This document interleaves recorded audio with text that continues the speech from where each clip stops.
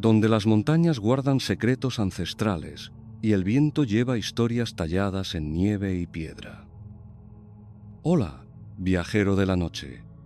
Bienvenido a Por el Pergamino Mágico, tu refugio de historias susurradas bajo las estrellas. Esta noche vamos a subir juntos a las cumbres más altas, donde el aire es frío y puro, donde los picos nevados tocan el cielo y los valles verdes guardan leyendas que han pasado de generación en generación. Nos adentramos en los Alpes austriacos, en el corazón del Tirol, esa tierra de montañas imponentes, lagos cristalinos y pueblos de madera donde el fuego del hogar nunca se apaga. Los cuentos tradicionales tiroleses están llenos de espíritus de la montaña, de pastores valientes, de hadas que protegen los bosques y de lecciones talladas en el granito mismo de esas cumbres eternas. Son relatos para dormir que nos hablan de respeto, de humildad, de la naturaleza como maestra y del alma sencilla, de quienes viven entre las alturas. Así que ponte cómodo, deja que tu respiración se acompase con el ritmo de estas historias relajantes. Imagina el sonido lejano de las campanas de las vacas, el murmullo de un arroyo de deshielo, el crepitar de la leña en una cabaña perdida entre abetos. Cuéntame, ¿desde dónde me escuchas esta noche? ¿Qué hora es allí donde estás? Respira hondo, cierra los ojos si lo deseas, y deja que comience el viaje. El pastor y el espíritu de la montaña. Hace mucho tiempo, en un valle profundo del Tirol, donde las montañas se alzan como gigantes dormidos y la nieve nunca abandona del todo las cumbres, vivía un joven pastor llamado Andreas. Andreas no era rico, no tenía más que una pequeña cabaña de madera oscura, con las vigas talladas por su abuelo, un rebaño de cabras de pelaje áspero y ojos dorados, y un bastón de avellano que había heredado de su padre. Pero tenía algo más valioso que el oro. Conocía cada roca, cada sendero, cada grieta y cada árbol de aquellas montañas. Las conocía como si fueran parte de su propio cuerpo. Cada mañana, cuando el sol apenas rozaba las cimas nevadas tiñéndolas de rosa y naranja, Andreas subía con sus cabras por los senderos empinados. El aire allí arriba era tan limpio que dolía respirarlo, tan puro que parecía que nunca hubiera sido respirado antes.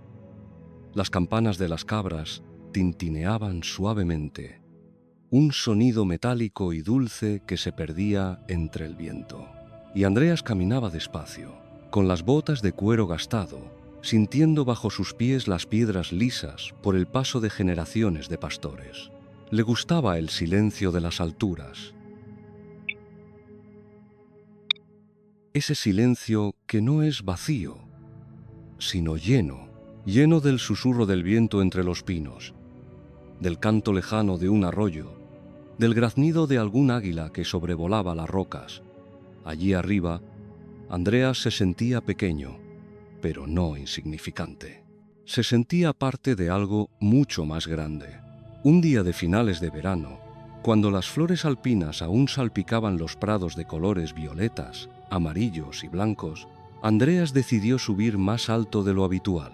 Había un pasto verde y jugoso cerca de la cresta, junto a un lago pequeño y oscuro que los ancianos del pueblo llamaban el espejo del cielo. Decían que ese lago no tenía fondo, que estaba conectado con el corazón mismo de la montaña. Andreas no creía en esas historias. O eso pensaba. Llegó al lago al mediodía. El sol caía vertical y el agua estaba tan quieta que realmente parecía un espejo. Las cabras bebieron con sus hocicos húmedos y nerviosos y luego se dispersaron para pastar. Andreas se sentó sobre una roca plana. Sacó un trozo de pan negro y un pedazo de queso duro envuelto en un paño. Comió despacio, masticando con calma, sintiendo el sabor salado del queso mezclarse con el aire frío. Entonces escuchó algo. Un sonido suave, como un canto, o como el viento, pero con palabras. Venía desde el otro lado del lago. Andreas levantó la vista. Al principio no vio nada, solo las rocas grises, cubiertas de líquenes verdes y amarillos. Y más allá, el cielo azul intenso. Pero luego, entre las piedras, algo se movió. Era una figura, alta, delgada, vestida con ropas que parecían hechas de musgo, de corteza, de niebla. Tenía el rostro alargado, los ojos profundos como pozos, y el cabello largo y blanco como la nieve vieja. No era hombre ni mujer, era algo más antiguo, el espíritu de la montaña. Andreas sintió que el corazón se le detenía. No de miedo, exactamente, sino de asombro, de respeto. El espíritu lo miraba, y en esa mirada había siglos, milenios.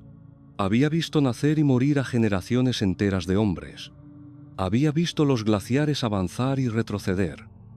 Había visto el fuego y el hielo. Andreas dijo el espíritu, y su voz era como el eco dentro de una cueva. El joven tragó saliva. Su garganta estaba seca. ¿Cómo? ¿Cómo conoces mi nombre? Conozco el nombre de cada piedra, de cada árbol, de cada criatura que camina sobre mí. Tú eres parte de esta montaña, como lo fueron tu padre y tu abuelo. Pero vengo a advertirte. Andreas se puso de pie, despacio. El bastón de avellano temblaba ligeramente en su mano. ¿Advertirme? ¿De qué? El espíritu señaló hacia el valle, hacia abajo, donde el pueblo se veía pequeño como una maqueta. Hay hombres que subirán pronto, hombres de la ciudad. Buscan oro en mis entrañas. Quieren abrir la roca, romper mis huesos, vaciarme, y si lo hacen, la montaña se enfurecerá. Habrá avalanchas, deslizamientos. El agua del lago se desbordará y arrasará el valle. Andreas sintió un escalofrío. Pero, ¿qué puedo hacer yo? Soy solo un pastor. Nadie me escuchará. El espíritu dio un paso adelante. Sus pies no tocaban el suelo. Flotaba ligeramente sobre las rocas. Tienes la voz de quien conoce la montaña. Tienes la mirada de quien la respeta. Habla con tu gente. Diles que no todo lo que brilla debe ser arrancado, que algunas riquezas deben quedarse donde están, porque la verdadera riqueza no es el oro, es el agua que beben, el aire que respiran, la paz de dormir sin miedo a que la tierra se abra bajo sus pies. Andreas asintió despacio. Lo intentaré. Pero, ¿y si no me creen? El espíritu se acercó más. Y por primera vez, Andreas vio algo parecido a la tristeza en aquellos ojos antiguos. Entonces aprenderán de la manera más dura, como siempre lo han hecho los hombres. Y sin más, el espíritu se desvaneció, como humo, como niebla, como si nunca hubiera estado allí. Andreas se quedó solo junto al lago.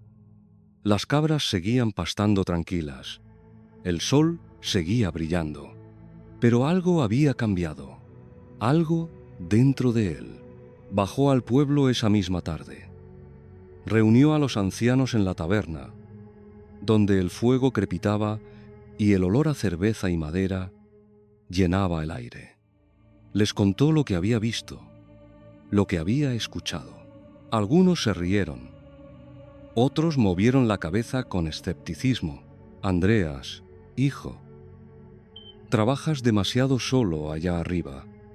Las montañas te están jugando malas pasadas. Pero uno de los ancianos, el más viejo de todos, un hombre de barba blanca y manos nudosas, lo miró fijamente. Yo también vi al espíritu una vez, hace 60 años. Me dijo que cuidara de estas tierras, y lo he hecho. Andreas tiene razón.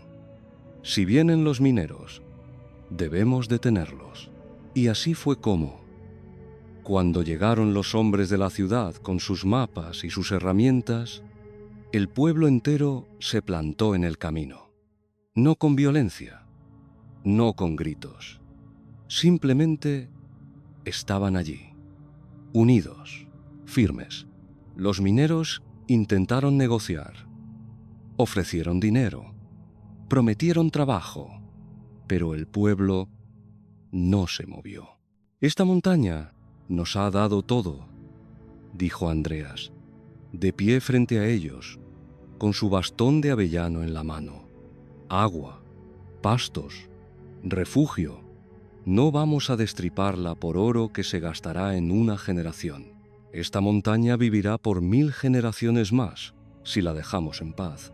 Los mineros se fueron, refunfuñando, pero se fueron, y el valle siguió en paz.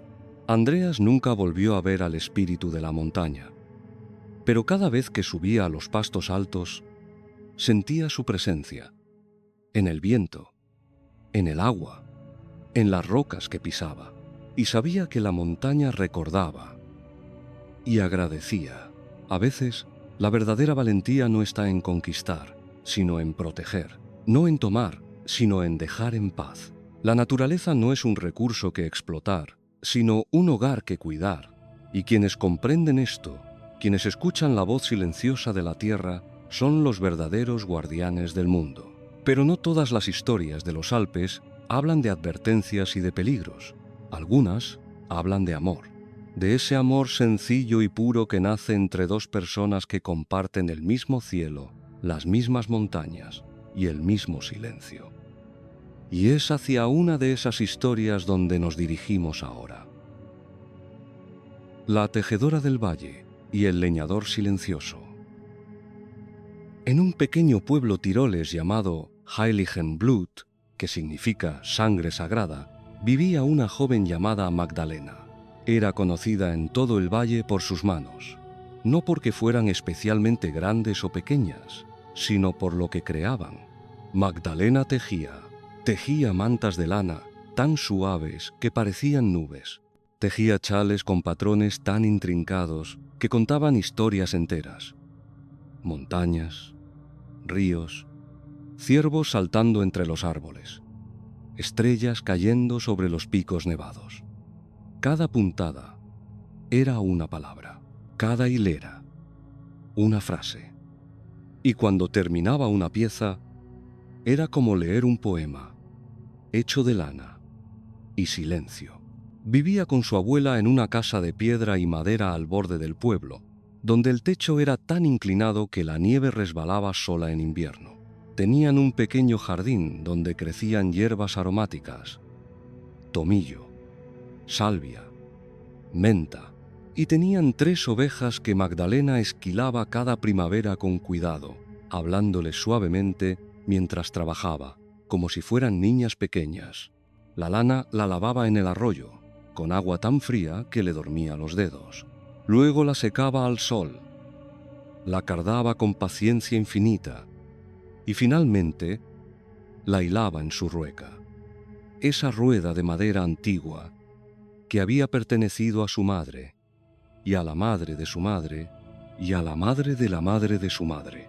Magdalena era feliz, o eso creía, pero había algo en su pecho que a veces dolía suavemente, una especie de vacío, una pregunta sin respuesta. Especialmente cuando veía pasar a las parejas jóvenes del pueblo, caminando juntas al atardecer, con los dedos entrelazados, riendo bajo los tilos. Su abuela lo notaba. El corazón también necesita calor, niña, le decía, mientras removía la sopa de cebada sobre el fuego. No solo las manos, pero Magdalena se encogía de hombros y seguía tejiendo. No muy lejos de allí, en la espesura del bosque que trepaba por la ladera de la montaña, vivía un hombre llamado Johann. Era leñador. Había heredado el oficio de su padre, como Andreas había heredado el de pastor. Pero a diferencia de Andreas, Johann casi nunca hablaba. No es que fuera mudo, es que las palabras no le salían fácilmente. Se le quedaban atascadas en algún lugar entre el pecho y la garganta. Así que prefería el silencio. Prefería el sonido del hacha cortando la madera, el crujido del árbol al caer, el olor a resina fresca. Johann era alto y fuerte, con los hombros anchos de tanto cargar troncos. Tenía las manos grandes, callosas, marcadas por las astillas y el trabajo, y tenía los ojos de un color azul pálido, como el hielo en la sombra. Vivía solo en una cabaña profunda en el bosque, no porque odiara a la gente, simplemente se sentía más cómodo entre los árboles. Ellos no esperaban que hablara, no esperaban que explicara nada, solo estaban allí, altos y silenciosos, como él. Pero había algo en su pecho que a veces dolía suavemente, una especie de vacío, una pregunta sin respuesta. Un día de otoño, cuando las hojas de los arces ya se habían vuelto doradas y rojas, Johann bajó al pueblo con una carga de leña. La vendió en la plaza, recibió unas monedas y estaba a punto de marcharse cuando vio algo que lo detuvo en seco. Una manta colgaba de un tendedero frente a la casa de piedra y madera. Era de un azul profundo, del color del cielo justo antes de que caiga la noche, y tejida en ella había un bosque entero, árboles de agujas finas, un ciervo entre las sombras, y en lo alto una luna llena hecha de lana blanca que parecía brillar. Johann se acercó despacio, extendió una mano y tocó la manta. Era suave, increíblemente suave, y de repente sintió algo que no había sentido en años, una calidez, no en la piel, sino más adentro. ¿Te gusta? La voz lo sobresaltó. Se giró y vio a una joven de cabello castaño recogido en una trenza gruesa. Llevaba un delantal manchado de tintes naturales, verdes de hierba, marrones de corteza, azules de bayas. Era Magdalena. Johann asintió. No pudo decir nada. Las palabras, como siempre, se le quedaron atascadas. Magdalena sonrió. La hice pensando en el bosque, en cómo se ve cuando cae la noche y todo se vuelve azul, como si el mundo entero estuviera bajo el agua. Johann volvió a asentir, y luego, con un esfuerzo enorme, logró decir: «Es hermosa». Fueron solo 2 palabras, pero para él eran un discurso. Magdalena lo miró con atención. Notó las manos grandes y callosas. Notó los ojos azules. Notó la timidez en su postura, como si quisiera hacerse pequeño a pesar de su tamaño. «¿Eres el leñador del bosque alto?» Él asintió. «Yo soy Magdalena, la tejedora». «Lo sé», dijo Johann, y esta vez las palabras salieron un poco más fáciles. Se quedaron allí, de pie, en silencio. Pero no era un silencio incómodo, era un silencio cálido, como el que existe entre 2 personas que entienden que no todas las cosas necesitan ser dichas. Desde ese día, Johann empezó a bajar al pueblo con más frecuencia. Siempre encontraba una excusa: traer más leña, comprar sal, reparar una herramienta. Pero en realidad, solo quería ver a Magdalena, y ella lo sabía. A veces él se sentaba en un tronco cerca de la casa mientras ella trabajaba en su telar bajo el alero. No hablaban mucho, pero ella le contaba cosas. Le hablaba de los patrones que tejía, de las historias que escondía en la lana, de cómo cada color tenía un significado. El verde era esperanza, el rojo era pasión, el azul era paz. Y Johann escuchaba, y cuando hablaba, decía poco, pero lo que decía era verdadero. «Tu trabajo es como el mío», dijo una tarde, mirando el telar. «Tomas algo salvaje, algo en bruto, y lo conviertes en algo útil, algo bello». Magdalena dejó de tejer y lo miró. Nunca lo había pensado así, pero tienes razón. El invierno llegó pronto ese año. La nieve cayó espesa y blanca, cubriendo el valle como una manta enorme. Magdalena tejió más que nunca, porque en invierno la gente necesitaba calor. Y Johann trabajó duro cortando leña, porque en invierno la gente necesitaba fuego. Pero a pesar del frío, ellos se encontraban. Él subía por el sendero nevado hasta la casa de piedra. Traía troncos secos y los apilaba junto a la puerta. Ella le daba té caliente con miel y lo invitaba a sentarse junto al fuego. La abuela de Magdalena los observaba con una sonrisa sabia. Sabía lo que estaba pasando. Lo había visto antes. Lo vería otra vez. Una noche, la noche más fría del año, Johann llegó a la puerta con algo en las manos. Era una caja, no muy grande, hecha de madera de pino, y tallada en la tapa había un diseño. Una rueca rodeada de árboles.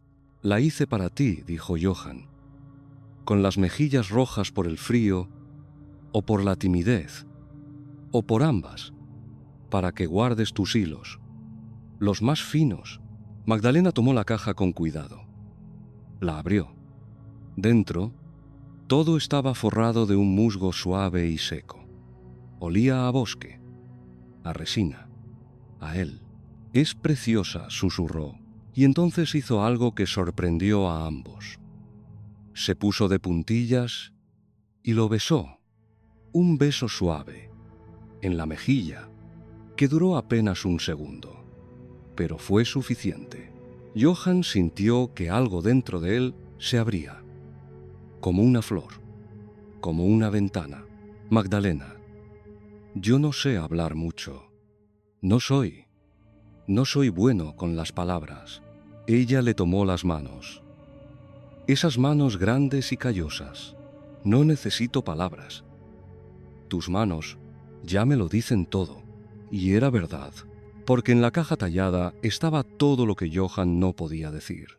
El amor, el cuidado, el deseo de construir algo juntos. Y en las mantas que Magdalena tejía, con los colores que elegía, con los patrones que creaba, estaba todo lo que ella sentía: la esperanza, la alegría, la paz. Se casaron en primavera, cuando la nieve se derritió y los prados se llenaron de flores. Fue una boda sencilla, en la pequeña iglesia del pueblo, con las campanas sonando claras en el aire limpio. Y vivieron juntos en la cabaña del bosque, que ya no era solo de Johann, era de ambos. Él cortaba la madera, ella la convertía en calor. Él traía agua del arroyo, ella la usaba para lavar la lana. Él construía, ella tejía. Y juntos, en silencio y en palabras, en trabajo y en descanso, construyeron una vida tan sólida como los troncos de los árboles, tan suave como la lana recién hilada, tan hermosa como los patrones que Magdalena seguía tejiendo, ahora con Johann sentado a su lado, tallando junto al fuego. El amor verdadero no siempre llega con grandes palabras o gestos espectaculares. A veces llega en silencio, en las pequeñas cosas, en una caja tallada, en una manta tejida, en la voluntad de estar junto a alguien, día tras día, construyendo algo hermoso con las manos y con el corazón. Pero no todas las historias de amor terminan en calidez y paz. Algunas nos recuerdan que el orgullo, la ambición y la desobediencia pueden romper incluso los lazos más fuertes. Y es hacia una de esas advertencias, tallada en hielo y roca, hacia donde giramos ahora. La doncella de hielo y el cazador orgulloso. Hay lugares en las montañas del Tirol donde el invierno nunca se va del todo, donde la nieve permanece incluso en pleno verano, aferrada a las grietas de las rocas como dedos blancos que se niegan a soltar, donde el viento sopla tan frío que corta la piel como un cuchillo, y donde, según cuentan los ancianos, viven seres que no son completamente de este mundo. Uno de esos lugares era el glaciar de Pasterze, una lengua inmensa de hielo que descendía desde las alturas como un río congelado en el tiempo. Los lugareños lo respetaban, lo temían. Nunca subían allí sin necesidad, y cuando lo hacían, dejaban ofrendas, un trozo de pan, unas flores silvestres, una pequeña talla de madera, porque sabían que el glaciar tenía dueña. La llamaban la doncella de hielo. Nadie sabía realmente cómo era. Algunos decían que era hermosa, como la luz de la luna sobre la nieve.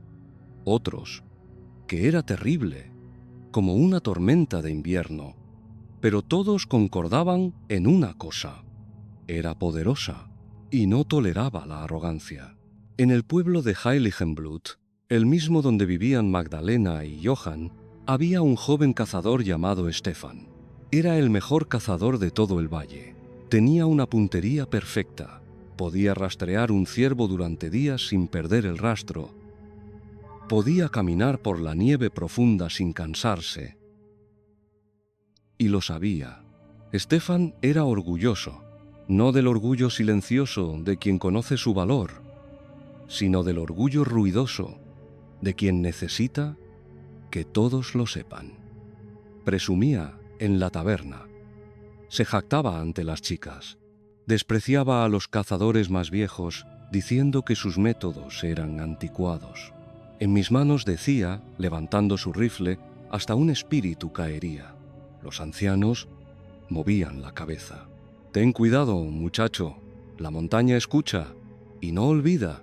Pero Stefan solo se reía. Un día de invierno, cuando la nieve caía espesa y el viento aullaba como lobos invisibles, Stefan decidió hacer algo que nadie había hecho antes: cazar en el glaciar de Pasterze. Allí arriba hay cabras montesas como en ningún otro lugar, dijo, con cuernos tan grandes que parecen coronas.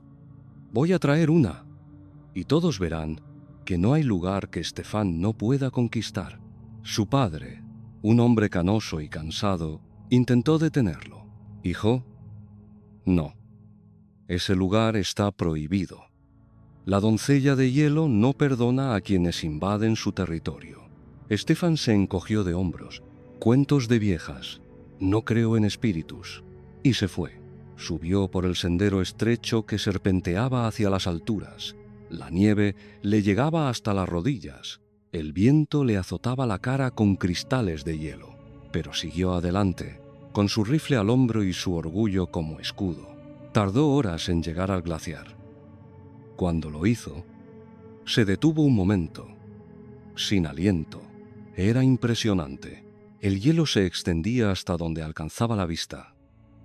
Azul y blanco, agrietado en 1000 lugares, formando cuevas y torres, y puentes que parecían tallados por algún escultor gigante. El silencio era absoluto. No había viento aquí.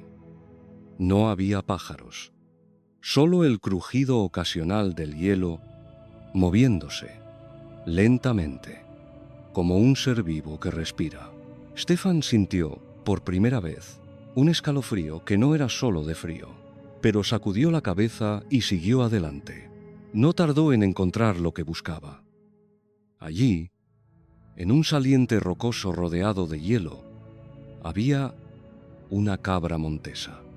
Era enorme.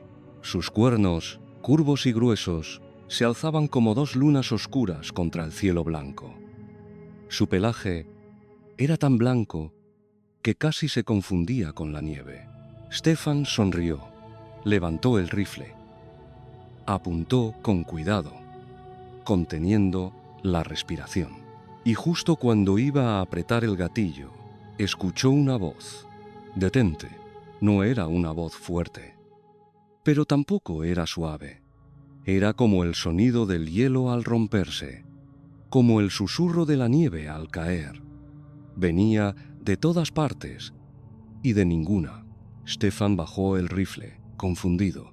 Miró a su alrededor y la vio. Estaba de pie sobre un bloque de hielo, a pocos metros de distancia. Era alta y delgada, con el cabello tan blanco que parecía hecho de escarcha.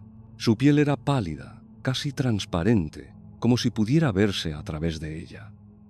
Llevaba un vestido que parecía tejido de nieve y viento, y sus ojos eran del color del hielo antiguo. Azul profundo, sin fondo, la doncella de hielo.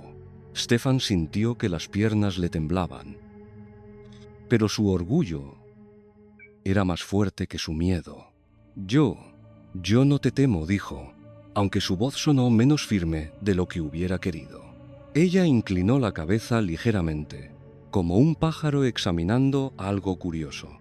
No me temes, pero deberías, porque has venido a mi hogar sin permiso. Has venido a tomar lo que no te pertenece. Es solo una cabra, dijo Stefan. Hay muchas. No es solo una cabra. Es una criatura que vive bajo mi protección, como todas las que habitan en estas alturas. Este glaciar es mi reino, y tú eres un intruso. Stefan apretó los dientes. El orgullo ardía en su pecho como brasas. No creo en tus reglas. No creo en tu reino. Soy un cazador y voy a llevarme esa presa. Levantó el rifle otra vez. La doncella de hielo no se movió, pero su mirada se volvió más fría, tan fría que Stefan sintió que el aire se congelaba en sus pulmones.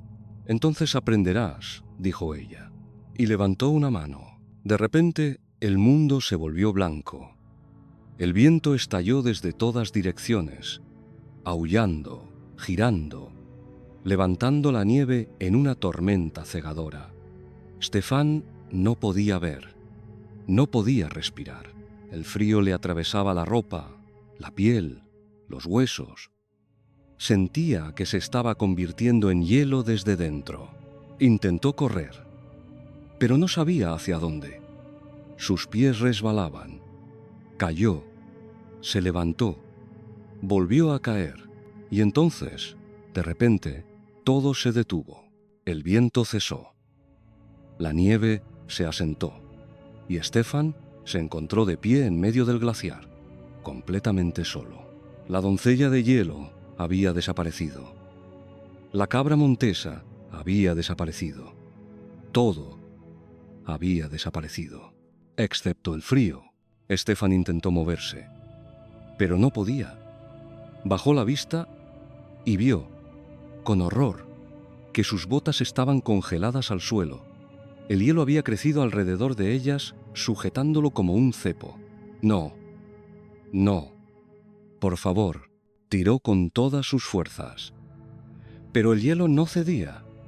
Al contrario, seguía creciendo, subiendo por sus piernas, por sus rodillas, por sus muslos. Stefan gritó. Pidió ayuda, pero no había nadie. Solo el silencio del glaciar, solo el hielo que avanzaba, centímetro a centímetro, convirtiéndolo en una estatua. Cuando llegó a su pecho, Stefan ya no podía respirar bien. Sentía el corazón latiendo débilmente, lentamente, como un tambor que se apaga, y entonces vio algo, reflejado en el hielo, que crecía frente a sus ojos, su propio rostro, pero no era el rostro orgulloso del cazador. Era el rostro de un hombre asustado, pequeño, insignificante, y comprendió que la montaña era más grande que él, que el hielo era más antiguo que él, que su orgullo no era nada comparado con la fuerza de la naturaleza. Lo siento, susurró. Lo siento. El hielo llegó a su cuello. Y justo antes de que llegara a sus ojos, escuchó la voz otra vez. Ahora lo entiendes. El hielo se detuvo. Lentamente, muy lentamente, comenzó a retroceder. bajó de su cuello, de su pecho, de sus piernas y finalmente liberó sus botas. Stefan cayó de rodillas, jadeando, temblando. Las lágrimas se congelaban en sus mejillas antes de poder caer. La doncella de hielo estaba de pie frente a él otra vez. «Te perdono esta vez», dijo, «porque has aprendido, porque has visto tu propia pequeñez. Pero si vuelves aquí con orgullo en tu corazón, con arrogancia en tus manos, no habrá segunda oportunidad. ¿Comprendes?» Stefan asintió, incapaz de hablar. «Vete y cuenta a tu gente lo que has visto. Cuéntales que la montaña no es suya para conquistar, que el hielo no es suyo para dominar, que hay lugares donde los humanos son solo invitados y que deben comportarse como tales». Stefan se puso de pie con dificultad. Se alejó tambaleándose, sin mirar atrás, bajando por el glaciar tan rápido como sus piernas temblorosas se lo permitían. Cuando llegó al pueblo, días después, estaba pálido como un fantasma. Había perdido peso. Su cabello, antes oscuro, tenía mechones blancos en las sienes. No volvió a presumir, no volvió a jactarse. Y cuando le preguntaban qué había pasado en el glaciar, solo decía: «Conocí a alguien más fuerte que yo y me enseñó humildad». Vivió el resto de su vida como un cazador respetado pero silencioso. Enseñó a los jóvenes a cazar con respeto, a tomar solo lo necesario, a agradecer a la montaña por cada presa. Y nunca, nunca volvió a subir al glaciar de Pasterze, porque sabía que la doncella de hielo seguía allí, observando, esperando, protegiendo su reino de hielo eterno, y que la montaña, el orgullo es un fuego que puede calentar, pero también quemar. La naturaleza no es un adversario que vencer, sino una maestra que respetar. Quienes se acercan a ella con humildad encuentran sabiduría. Quienes se acercan con arrogancia encuentran solo hielo. Pero no todas las lecciones de las montañas son tan duras. Algunas nos hablan de generosidad, de bondad sin esperar nada a cambio, de cómo un acto pequeño puede cambiar el destino de todo un pueblo. Y es hacia una de esas historias luminosas, cálidas como el pan recién horneado, hacia donde nos dirigimos ahora. El panadero y los 3 deseos. En las montañas del Tirol, donde los inviernos son largos y las noches aún más largas, el pan es más que comida, es vida, es comunidad. Es el aroma que te recibe al despertar, la promesa de que todo estará bien, de que hay calor en el mundo incluso cuando afuera la nieve cae sin cesar. En el pequeño pueblo de Alpbach, conocido por sus casas de madera oscura decoradas con geranios rojos en verano, vivía un panadero llamado Georg. No era joven, tampoco era viejo. Estaba en esa edad intermedia donde los años ya han dejado su marca, pero aún queda fuerza en los brazos y claridad en la mirada. Georg había heredado la panadería de su padre como su padre la había heredado del suyo. Era una panadería modesta, con un horno de piedra que tenía más de 200 años. Las paredes estaban negras del humo de generaciones. El suelo de madera estaba desgastado en ciertos lugares donde miles de pies habían caminado al mismo sitio, día tras día, año tras año. Pero ese horno, Georg se levantaba cada día, cuando aún era de noche, encendía el fuego con madera de haya, porque esa era la mejor para mantener el calor parejo. Amasaba la masa con sus manos fuertes, añadiendo harina de centeno, agua de manantial, sal y un poco de masa madre que había estado fermentando durante días. La amasaba despacio, sintiendo cómo la masa respondía cómo cobraba vida entre sus dedos, y mientras amasaba, rezaba, no en voz alta, solo en su mente, pequeñas oraciones sencillas: que este pan nutra, que este pan dé fuerzas, que este pan lleve alegría. Cuando metía las hogazas en el horno, el pueblo entero se despertaba con el olor, ese aroma dulce y terroso que se filtraba por las ventanas, que subía por las chimeneas, que llenaba las calles estrechas y empedradas. Los niños corrían a la panadería apenas se vestían. Las madres enviaban a sus hijas con cestas. Los ancianos caminaban despacio, apoyándose en sus bastones, solo para comprar una hogaza caliente y sostenerla contra el pecho durante el camino de vuelta a casa. Georg no era rico. Cobraba poco por su pan. Apenas lo suficiente para comprar más harina, más leña y pagar el alquiler de la pequeña habitación donde vivía encima de la panadería. Pero no le importaba, porque cada vez que alguien entraba y sonreía al oler el pan, cada vez que un niño mordía una rebanada aún tibia y sus ojos se iluminaban, Georg sentía que era el hombre más rico del mundo. Pero ese invierno fue especialmente duro.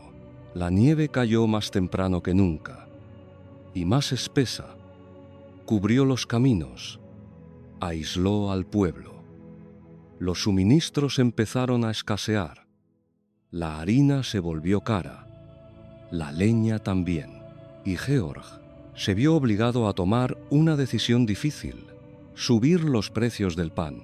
Lo hizo con el corazón pesado, solo un poco, solo lo suficiente para sobrevivir, pero aún así dolía. Algunos dejaron de comprar, no porque no quisieran, sino porque no podían. Una mañana, una mujer entró a la panadería con 3 niños pequeños. Estaban flacos, tenían los ojos grandes y asustados. La mujer llevaba un pañuelo raído en la cabeza y las manos ásperas de tanto trabajar. «Señor Georg», dijo, con la voz temblorosa, ¿tendría algún pan de ayer? Algo que no haya podido vender. Puedo pagar la mitad». Georg miró a los niños. Uno de ellos, el más pequeño, tenía los labios casi azules del frío. Algo se rompió dentro de él. «No tengo pan de ayer», dijo, «pero tengo pan de hoy». Sacó 3 hogazas recién horneadas, grandes, doradas, aún calientes. «Tome, para usted y sus hijos». La mujer parpadeó. «Pero yo no puedo pagar por 3. No le estoy cobrando. Pero tome el pan, señora. Por favor. Y que sus niños coman bien». La mujer rompió a llorar. Tomó las hogazas con manos temblorosas, dio las gracias una y otra vez y salió con sus hijos, que la miraban sin entender, pero con las manos ya extendidas hacia el pan. Georg volvió a su trabajo. Pero algo había cambiado en él. Esa noche, mientras contaba las pocas monedas que le quedaban, tomó una decisión. De ahora en adelante, quien tuviera hambre y no pudiera pagar, comería de todas formas. Y así lo hizo. Cada día, después de vender todo lo que podía vender, Georg dejaba varias hogazas en una cesta junto a la puerta, con un pequeño cartel que decía: «Para quien lo necesite».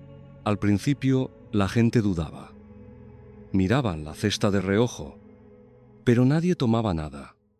Por orgullo, por vergüenza, hasta que un anciano, tan flaco que parecía que el viento podía llevárselo, se acercó una tarde, miró a su alrededor, tomó una hogaza y se fue apresuradamente, como si hubiera robado algo, pero no había robado, porque Georg lo había dado libremente. Pronto otros siguieron. La viuda con 6 hijos. El hombre que había perdido su pierna en un accidente de tala y ya no podía trabajar. La pareja de ancianos que vivían solos en las afueras del pueblo. Y Georg, aunque tenía menos dinero que nunca, sonreía más que nunca. Pero el invierno seguía siendo cruel y la harina seguía escaseando. Y llegó un momento en que Georg se quedó sin nada. Una noche, sentado frente al horno apagado, con las manos vacías y el estómago vacío, Georg lloró. No por él, sino porque sabía que mañana no habría pan. Y la gente tenía hambre. ¿Qué he hecho?, susurró. Intenté ayudar, pero ahora no tengo nada, ni para ellos ni para mí. Y entonces escuchó un golpe en la puerta, se secó las lágrimas y abrió. No había nadie, pero en el umbral había un saco grande, de arpillera, atado con una cuerda. Georg lo arrastró adentro. Era pesado. Lo abrió. Estaba lleno de harina blanca, fina, de la mejor calidad. Georg miró hacia la calle oscura y nevada. No vio a nadie, pero supo, de alguna manera, que esto no era casualidad. Gracias, susurró al viento. Esa noche trabajó hasta el amanecer. Amasó, horneó, llenó la panadería de pan como nunca antes. Y cuando el pueblo despertó, el aroma era tan intenso, tan maravilloso, que la gente salió de sus casas sonriendo por primera vez en semanas. Georg regaló el pan ese día. Todo. No cobró ni una moneda.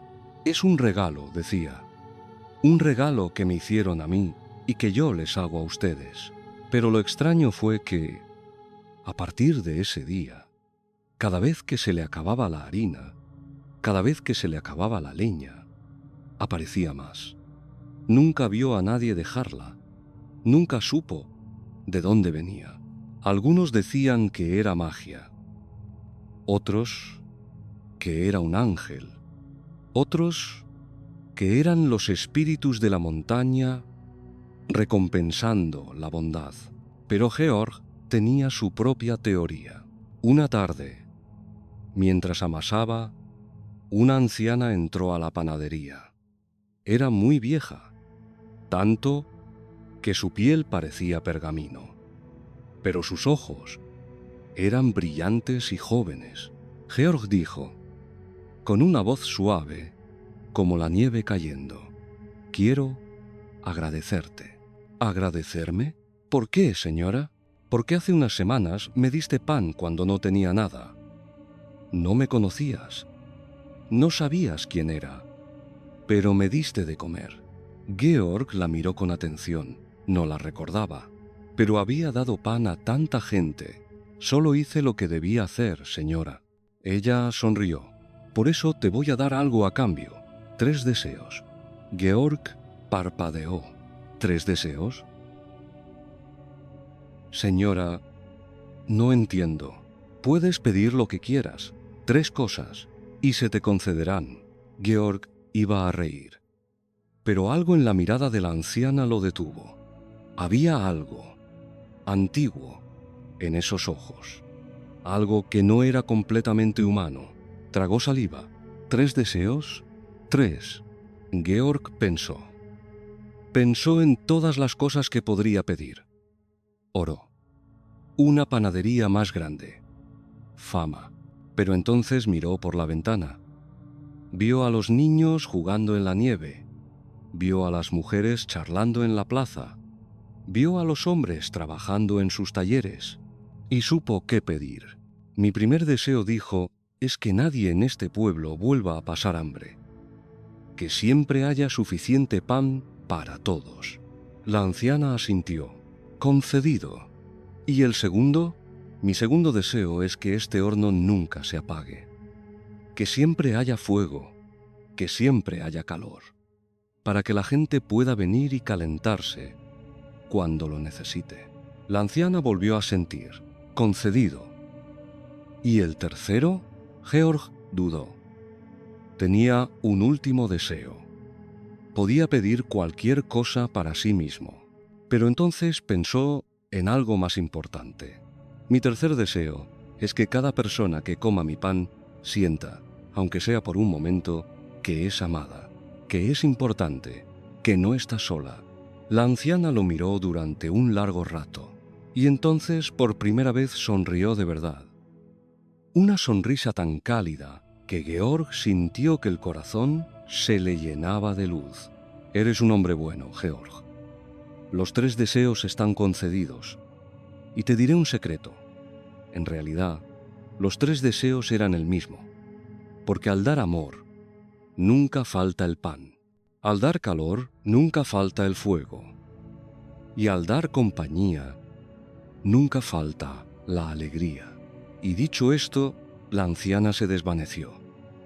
Como humo, como vapor, como si nunca hubiera estado allí. Georg se quedó solo en la panadería, con las manos aún llenas de harina, pero supo que algo había cambiado. Y tenía razón. Desde ese día, el horno nunca se apagó. Aunque Georg no lo encendiera, siempre había brasas, siempre había calor. La harina nunca faltó. Aunque no comprara más, siempre había un saco lleno en la despensa. Y cada persona que comía su pan sentía algo especial. Una calidez en el pecho, una paz en el alma, como si por un momento todos los problemas desaparecieran y solo quedara la certeza de que todo iba a estar bien. Georg vivió muchos años más. Nunca se casó, nunca tuvo hijos propios, pero todo el pueblo era su familia. Y cuando finalmente murió, una noche de invierno, con una sonrisa en el rostro y las manos cruzadas sobre el pecho, encontraron algo hermoso. En el horno, aún caliente, había una última hogaza de pan, perfecta, dorada y tallada en la corteza, como si alguien la hubiera dibujado con un cuchillo, había una pequeña inscripción. El amor es el único pan que nunca se acaba. La verdadera riqueza no se mide en lo que guardamos, sino en lo que compartimos. Dar sin esperar nada a cambio no nos hace más pobres, nos hace más humanos. Y cuando damos desde el corazón, el universo tiene una forma misteriosa de devolver lo que necesitamos, cuando lo necesitamos. Y así, con el aroma del pan todavía en el aire, nos acercamos al último cuento de esta noche. Una historia que nos habla del tiempo, de la espera y de cómo las cosas más valiosas de la vida no se pueden apresurar. Como la nieve que cae despacio pero cubre toda la montaña, como el árbol que crece en silencio pero se hace inmenso, así son las cosas que realmente importan. El árbol de los 100 años. En lo más profundo de los Alpes tiroleses, donde las montañas son tan altas que sus cimas se pierden entre las nubes, y donde los valles son tan verdes que parecen esmeraldas caídas del cielo, había un bosque antiguo. Un bosque que existía desde antes de que hubiera pueblos, antes de que hubiera caminos, antes de que los humanos siquiera soñaran con construir sus casas de madera en estas tierras. Los árboles de ese bosque eran viejos. Tan viejos que sus troncos eran más anchos que 3 hombres con los brazos extendidos. Sus raíces se hundían tan profundo que bebían del corazón mismo de la tierra. Y sus copas se alzaban tan alto que los pájaros construían sus nidos más cerca del cielo que del suelo. Pero había un árbol que era especial entre todos los especiales. Era un abeto plateado. No el más alto, no el más ancho, pero sí el más antiguo. Tenía más de 1000 años. Había visto generaciones enteras de árboles nacer y morir a su alrededor. Había visto glaciares avanzar y retroceder. Había visto el mundo cambiar mientras él permanecía, firme, enraizado, paciente. Los lugareños lo llamaban simplemente el abuelo y lo trataban con reverencia. Nadie cortaba leña cerca de él. Nadie ataba sus animales a sus ramas. Y cada año, en el solsticio de invierno, el pueblo entero subía al bosque y dejaba ofrendas a sus pies. Velas, flores secas, pequeñas tallas de madera, porque creían que el abuelo guardaba la memoria del bosque, que escuchaba, que sabía. En el pueblo más cercano, llamado Elmau, vivía un niño llamado Thomas. Tenía 10 años, cabello rubio como el heno seco y una energía que nunca parecía agotarse. Corría por todas partes, trepaba a todo, hacía 1000 preguntas por minuto. Su abuelo, un hombre silencioso y sabio llamado Hans, lo cuidaba. Los padres de Thomas habían muerto cuando él era muy pequeño, en una avalancha que había sepultado su cabaña. Thomas apenas los recordaba, solo tenía imágenes borrosas. El olor del pan que hacía su madre, la risa profunda de su padre. Hans había criado a Thomas como si fuera su propio hijo. Le había enseñado a caminar por la montaña, a reconocer las plantas, a escuchar el sonido del bosque, pero sobre todo, le había enseñado paciencia. Las cosas buenas toman tiempo. Thomas, le decía Hans, mientras tallaba madera junto al fuego. Un árbol no crece en un día. Una montaña no se forma en un año. El pan necesita tiempo para fermentar. El queso necesita tiempo para madurar. Y tú necesitas tiempo para crecer. Thomas asentía, pero en el fondo no lo entendía realmente. Era joven, quería todo ahora, ya, inmediatamente. Un día de otoño, cuando las hojas de los arces se habían vuelto rojas y doradas, Hans llevó a Thomas al bosque antiguo. Hoy dijo, te voy a presentar a alguien. Caminaron durante horas, por senderos que Thomas no conocía. El bosque era cada vez más denso, más oscuro, más silencioso, pero no daba miedo. Al contrario, había una sensación de paz, como entrar en una catedral. Finalmente llegaron a un claro, y allí estaba el abuelo. Thomas se detuvo en seco, con la boca abierta. El árbol era inmenso, no solo en tamaño, sino en presencia. Era como si irradiara algo, una calma, una fuerza tranquila. Las raíces se extendían por el suelo como las venas de un gigante dormido. El tronco era grueso, cubierto de musgo verde y líquenes amarillos. Y las ramas, aunque algunas estaban muertas, otras seguían verdes, llenas de agujas plateadas que brillaban con la luz del sol que se filtraba entre las hojas. Dijo Hans, poniendo una mano sobre la corteza, con reverencia, es el árbol más viejo del bosque. Tiene más de 1000 años, Thomas. Piénsalo, 1000 años. Thomas se acercó despacio. Extendió una mano y tocó el tronco. La corteza era áspera, fría, pero de alguna manera, viva. Podía sentirlo, como un pulso lento, muy lento, pero constante. ¿1000 años? Susurró. 1000 años. Estaba aquí antes de que existiera nuestro pueblo, antes de que hubiera caminos, antes de que cualquiera de nuestros antepasados naciera. Y seguirá aquí mucho después de que tú y yo seamos polvo. Thomas frunció el ceño. Pero, ¿cómo? ¿Cómo ha vivido tanto? Hans se sentó sobre una de las raíces grandes, invitando a Thomas a hacer lo mismo. Porque no tiene prisa, porque crece despacio. Un anillo por año. Cada año, una capa nueva de madera. Poco a poco, sin apuro.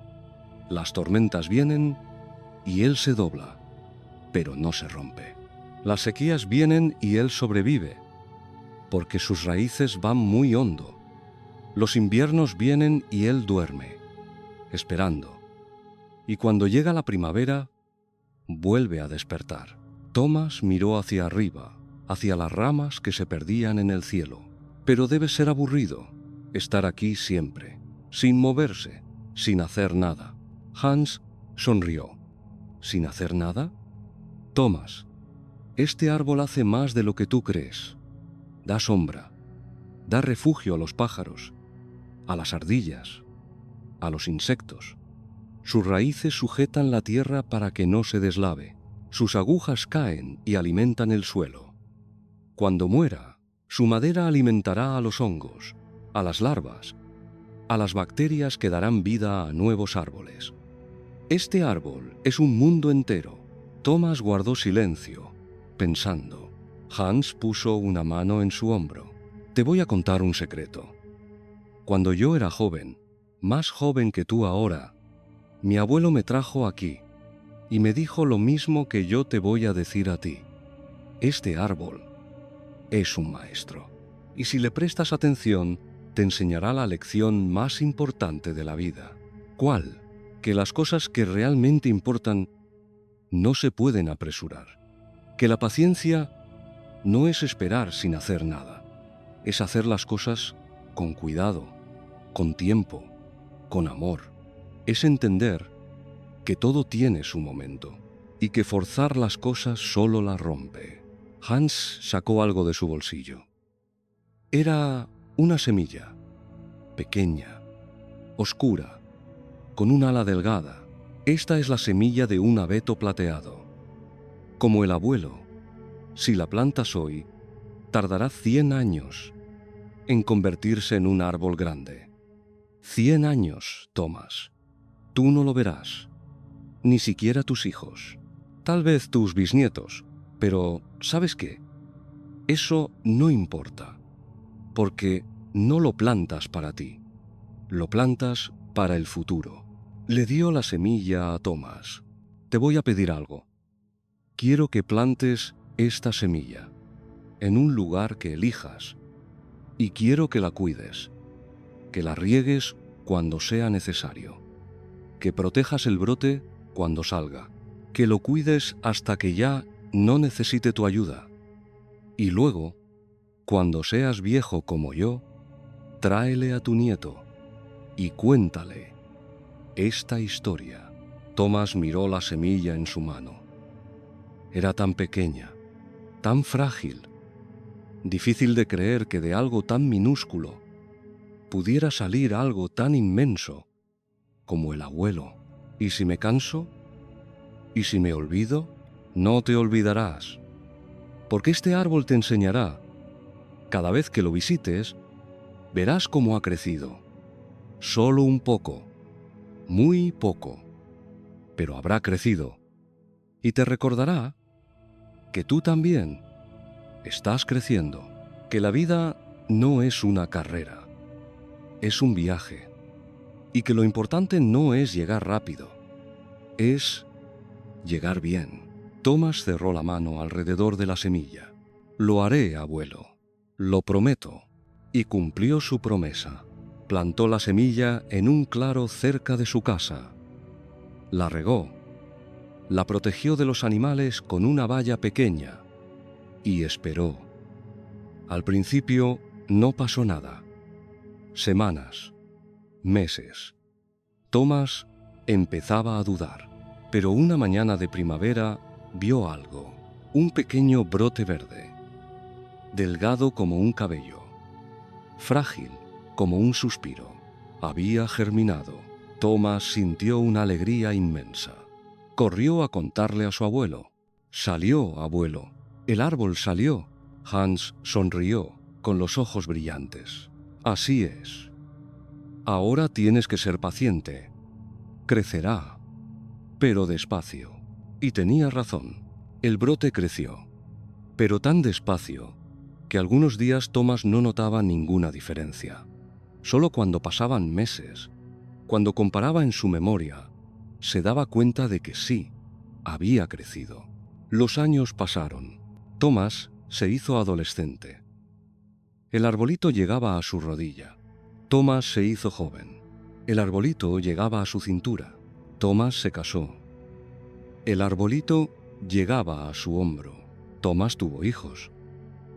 Hans murió una noche de invierno, suavemente, como quien se duerme después de un día largo y satisfactorio. Tomás lloró. Pero también supo que su abuelo había vivido bien. Había vivido con paciencia, con amor. Tomás siguió cuidando el árbol. Ya no lo necesitaba tanto, pero igualmente lo visitaba, le hablaba, le contaba sus penas, sus alegrías, y de alguna manera sentía que el árbol lo escuchaba, que lo acompañaba.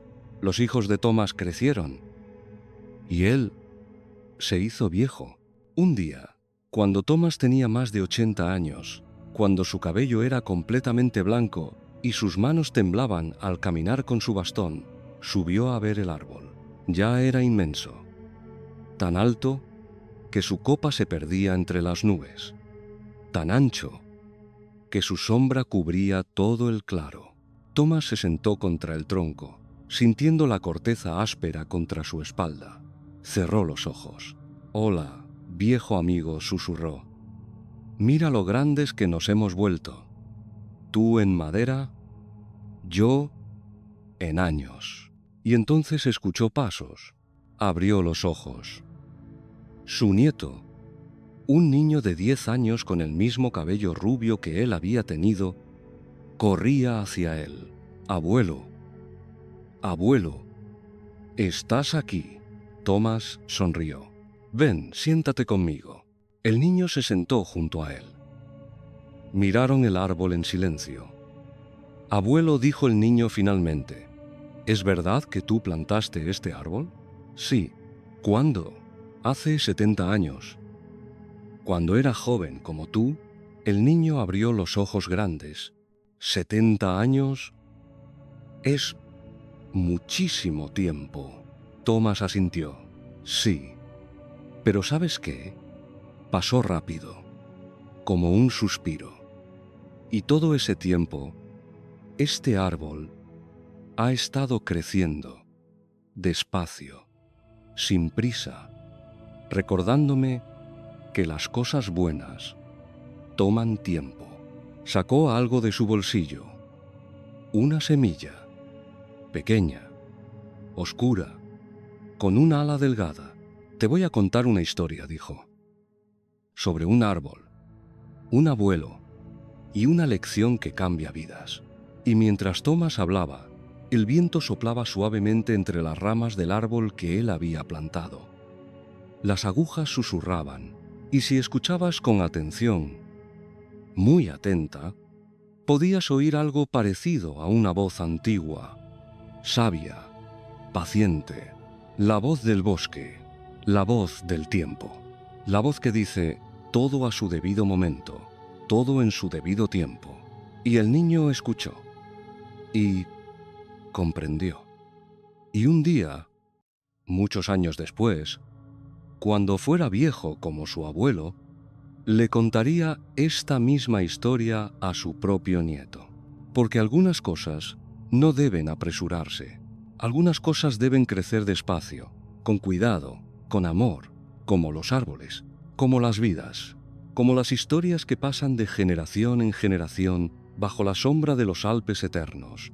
En un mundo que corre, que se apresura, que quiere todo ya, la mayor sabiduría es recordar que las cosas realmente valiosas no pueden forzarse.